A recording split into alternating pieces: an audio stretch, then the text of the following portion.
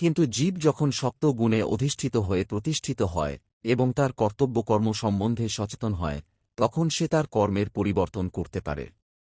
সেটি করতে পারলে তার পূর্বকৃত কর্মের ক্রিয়া ও প্রতিক্রিয়ারও পরিবর্তন হতে পারে। এভাবে আমরা দেখতে পাই যে কর্ম নিত্য নয়। তাই ৫টি বিষয়ের মধ্যে ঈশ্বর, জীব, প্রকৃতি ও কাল নিত্য, কিন্তু কর্ম অনিত্য। পরম চৈতন্যময় ঈশ্বর ও জীব গুণগতভাবে এক। ঈশ্বর ও জীব উভয়ের চেতনাই অপ্রাকৃত। এমন নয় যে জড় বস্তুর সংস্পর্শে আসার ফলে জীবের চেতনার বিকাশ হয়। এই ধারণাটি ভ্রান্ত। কোন বিশেষ অবস্থায় জড় উপাদানের সমন্বয়ে চেতনের উদ্ভব হয়, এই মতবাদ গীতায় স্বীকার করা হয়নি। জড় প্রকৃতির প্রভাবে চেতনার বিকৃত প্রতিফলন হতে পারে, এবং তা অনেকটা রঙিন কাঁচের মাধ্যমে প্রতিফলিত রঙিন আলোকের মতো। কিন্তু পরমেশ্বরের চেতনা কখনই জড় প্রকৃতির দ্বারা প্রভাবিত বা কলুষিত হয় না। ভগবান শ্রীকৃষ্ণ বলেছেন, ময়াধ্যক্ষেন প্রকৃতি, আমার দ্বারা পরিচালিত প্রকৃতি।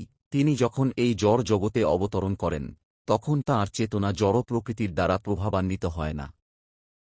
তাই যদি হতো, তবে তিনি পরম তত্ত্বজ্ঞান সমন্বিত ভগবদ্গীতার জ্ঞান দান করতে পারতেন না।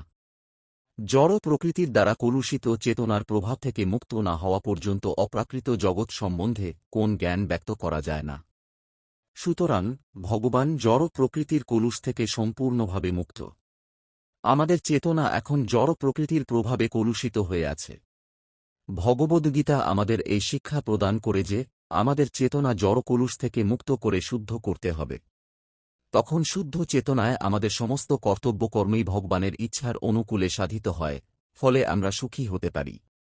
এমন নয় যে আমাদের সমস্ত কর্তব্যকর্ম ত্যাগ করতে হবে, বরং কর্তব্যকর্মকে পবিত্র করতে হবে, আর এই পবিত্র কর্মেরই নাম ভক্তি। ভক্তির বশবর্তী হয়ে যে কর্ম করা হয়, আপাতদৃষ্টিতে তাকে সাধারণ কর্ম বলে মনে হতে পারে, কিন্তু এই কর্মকে কোন রকম কলুষতা কখনো স্পর্শ করতে পারে না।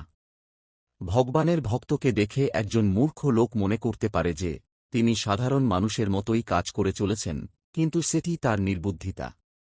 সে বুঝতে পারে না যে ভগবদ্ভক্ত অথবা ভগবানের কার্যকলাপ অপবিত্র চেতনা বা জড়ের দ্বারা কলুষিত হয় না।